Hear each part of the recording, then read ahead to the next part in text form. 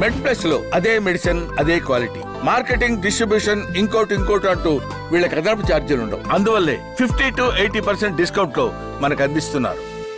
So ఈ symptoms less లో మనకు ఈ అయోటిక్ అన్యూరిజం అని అంటున్నాం కదా. అవును. ఇది సైలెంట్ బాంబ్ అంటున్నాము. ఇది లక్షణాలు ఎట్లా పట్టుకోవాలి అంటే ఏంటంటే ఈ గుండె రక్తనాళాల జబ్బులు రకరకాలు ఉన్నాయి. ఇంతకుముందు హార్ట్ అటాక్స్, రక్తనాళాల్లో బ్లాక్లు ఉంటే హార్ట్ అటాక్ అని. అట్లాగే ఓపెన్ చేస్తే కొంతమందికి బర్త్ డిఫెక్ట్స్ ఉంటాయి, గుండెలు కవాటాలు ఉంటాయి. ఇవి ఒక రకమైన డిఫెక్ట్స్. బై బర్త్ వచ్చేవి వేరు, పెరిగిన తర్వాత వచ్చేది వేరు. అలాగే ఏంటంటే గుండె రక్తాన్ని బయటకి ఇందుట్లోంచి పంపు చేస్తుందని చెప్పా కదా, దిస్ ఇస్ కాల్డ్ అయోర్టా. ఇది ఇట్లా బయటకు వచ్చి ఇట్లా వచ్చి ఇక్కడి నుంచి పొట్టలోకి వచ్చి కాళ్ళకి వెళ్తుంది. వెళ్ళేటప్పుడు అన్ని ఆర్గాన్స్కి సప్లై చేసుకుంటా వెళ్తుంది. దీన్ని అయోర్టా అంటారు. మరి దీంట్లోంచి ఒక్కోసారి జబ్బు చేసినప్పుడు దీనికి కూడా జబ్బు చేసినప్పుడు ఏమవుతుందంటే ఒక్కోసారి ఉబ్బుతుంది, వీక్ అవుతుంది, హై బీపీ లాంగ్ ఉన్నాను, లేకపోతే వాళ్ళు ఇందాక ఫ్యాట్ డిపాజిట్ రావటం వలన కొన్ని ఇన్ఫెక్షన్స్ వచ్చినప్పుడు ఏమవుతుందంటే ఈ సైజులో ఉండాల్సింది ఇంత అయిపోతుంది. ఏంటంటే 2.5 to 3.5 ఉండాల్సింది 5-6 అవుతుంది. దాన్ని ఎన్యూరిజం అంటారు. ఇప్పుడు ఎట్లా ఉంటుందంటే మీకు ఇది చూపిస్తాను.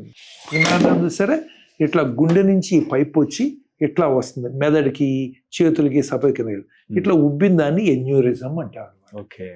ఇదేమవుతుందంటే పెరిగే కొద్దీ అది వీక్ అయిపోతుంది వాల్. ఇప్పుడు బెలూన్ ఉంది, ఫోన్ ఊతున్నాడు, ఊదే కొద్దీ వాల్ థిన్ అయిపోయి రప్చర్ అవట్లా. అట్లాగే ఇది ఉబ్బే కొద్దీ ఇది థిన్ అయిపోయి రప్చర్ అవుతుంది. అందుకని అంటే ఒక 5-6 సెంటీమీటర్స్ కొన్ని లిమిట్స్ ఉంటాయి లొకేషన్. అది దాటితే దానికి ట్రీట్మెంట్ ఇవ్వాలి. అది అయోర్టిక్ ఎన్యూరిజం అంటే ఒకటం అనమాట. కొన్ని ఏరియాస్లో అంటే లోపల నుంచి సర్జరీ లేకుండా ఈ రోజు లంచ్ ట్యూబ్ పెట్టేస్తాం. ఇక్కడ నుంచి పెట్టేస్తే సర్జరీ లేకుండా సరిపోతుంది. ఓకే. ఎందుకంటే aortic aneurysm surgery complicated surgery, cost ఎక్కువ, రిస్క్ ఎక్కువ, చాలా బ్లడ్ అవసరం అవుతుంది, ఇలాంటివి ఉంటాయి. అందుకని కొంతమందికి సర్జరీ లేకుండా చేస్తారు. ఇప్పుడు ఇలాంటి లొకేషన్లో వచ్చిందనుకోండి ఖచ్చితంగా సర్జరీ చేయాల్సిందే. అట్లాగే ఇప్పుడు ఈ హార్ట్ రూట్ దగ్గర వచ్చిందనుకోండి సర్జరీ చేయాల్సిందే. సో అందుకని దాన్ని కొంతమందిలో ఏమంటే సైలెంట్గా ఉంటాయి ఇవన్నీ కూడా. పేషెంట్ తెలుసుకోవచ్చా నాకు ఇది ఉంది కావచ్చు అని ఏమైనా లక్షణాలు బయటపడతాయా? తెలియదు. ఇప్పుడు ఏమవుతుందండి, మీరు ఇట్లా టెస్ట్లకు వచ్చినప్పుడు మా టెస్ట్లో బయటపడతాయి చాలాసార్లు. లేదు ఒక్కోసారి సివియర్ పెయిన్ వస్తుంది, పొట్టలో పెయిన్ వస్తుంది, వచ్చినప్పుడు అల్ట్రాసౌండ్ చేస్తాం, అట్లా భయపడాల్సింది. లేదు ప్రివెంటివ్ చెకప్స్లో ఒక్కోసారి ఇది పెరుగుతుంది అని తెలుస్తుంది తప్ప పేషెంట్కి తెలిసేదల్లా సడన్గా పెయిన్ లేదా ఏంటంటే సడన్గా బీపీ పడిపోయి క్రాష్ అవ్వటం, అంత తప్పితే వాళ్ళకి ఏం తెలియదు అసలు. అందుకని ఈ టెస్ట్లో మేము రొటీన్ టెస్ట్లో అల్ట్రాసౌండ్ ఎక్కువ చేసినప్పుడు మనకు తెలుస్తూ ఉంటుంది.